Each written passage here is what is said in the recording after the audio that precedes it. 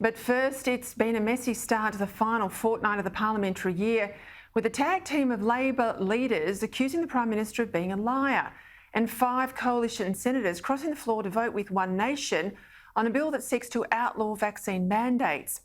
It got scrappier still when Labor's Foreign Affairs Shadow Minister gave a shrill speech accusing Peta Credlin of trying to weaponise the issue of Taiwan and China for electoral purposes.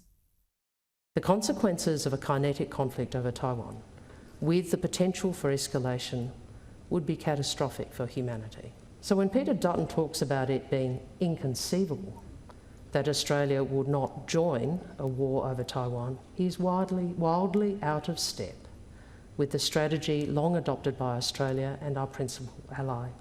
Amping up the prospect of war against a superpower is the most dangerous election tactic in Australian history. Now, I'm not sure if this was Wong reacting to recent criticisms from former Prime Minister Paul Keating, a Sino supporter if ever there was one, and someone never shy about taking a few Chinese yuan along the way in his post-political life. But seriously, I thought Penny Wong was better than that. After all, the topic of China's aggression against Australia and others in our region has been about the only other issue that's cut through in this time of corona. If shutting down Peta Credlin was her objective, it didn't work. Indeed, it's given one of the coalition's toughest campaigners the invitation he needed to get into the fray.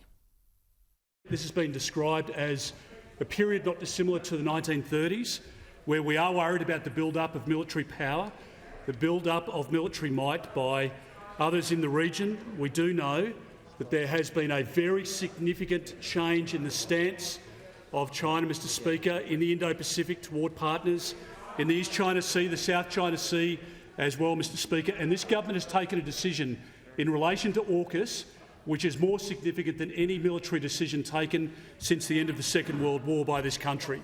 At the time of the AUKUS announcement 68 days ago, the Labor Party, the Leader of the Opposition, rushed out, and he couldn't have been any stronger in his support, at least at that time, for the AUKUS announcement. So it's taken 68 days, and we've seen Senator Wong sent out today, Mr Speaker, with a speech that could have been written by Paul Keating. It could have been written by Paul Keating, Mr Speaker. It was a sop to old kooky Keating. And, Mr Speaker, the reality is that Labor has always been weak on national security and border protection. If you want to look, Mr Speaker, at what they would do in government, look at what they did in opposition.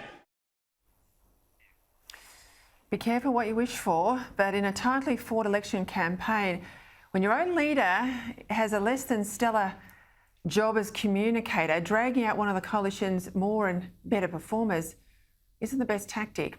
Again today, they went after the Prime Minister on the issue of character, and they'll do it again tomorrow and the next day and the day after that. Character and Morrison will be a feature of the coming electoral contest, so the PM needs to be less thin-skinned about it. I've no doubt he finds the attacks on his integrity galling, but the more he fires up, the more they're going to do it. And he should know well that the glib Labor lines about the liar from the Shire, they're not going to win the opposition an election, because voters take it for granted that pretty much all politicians gild the lily, and they discount most of that question time argy-bargy. Plus, once the mud gets thrown around, someone should remind Labor that grubbiness rubs off on both sides, especially in Labor's case when they sided with the French president against Australia, and especially as that nuclear is the only way to go if we're going to have an effective strategic deterrent against China, and Australians back that in.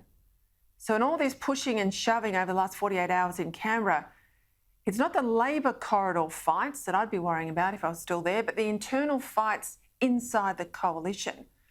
They're the most damaging, the most likely to cause the coalition trouble in its election run-up, and they're the ones that demand the PM's time and effort to fix them.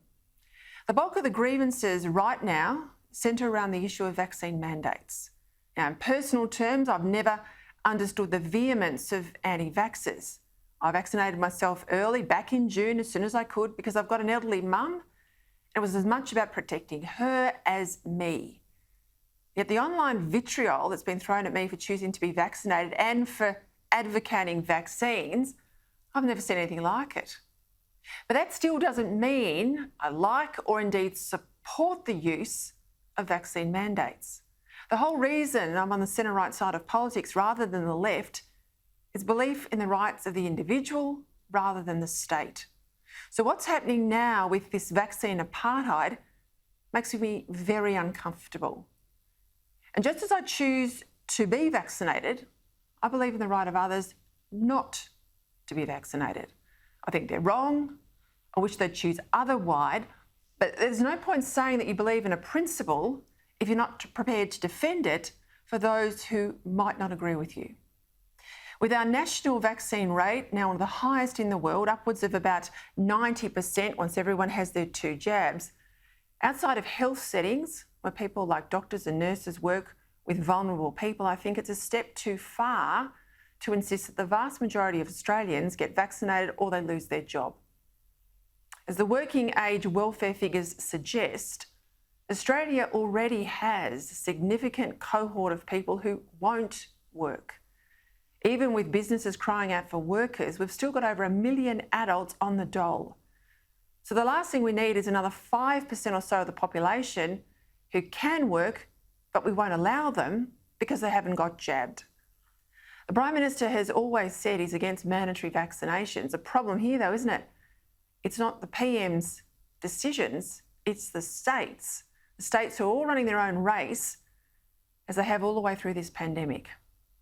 And that's what's damaging the Prime Minister, despite all the times he backed the Premiers in, even in the face of criticism from his own team. In the lead up to next year's election, the problem for the coalition won't be the white noise generated so far this week, but the lack of enough big differences with Labor.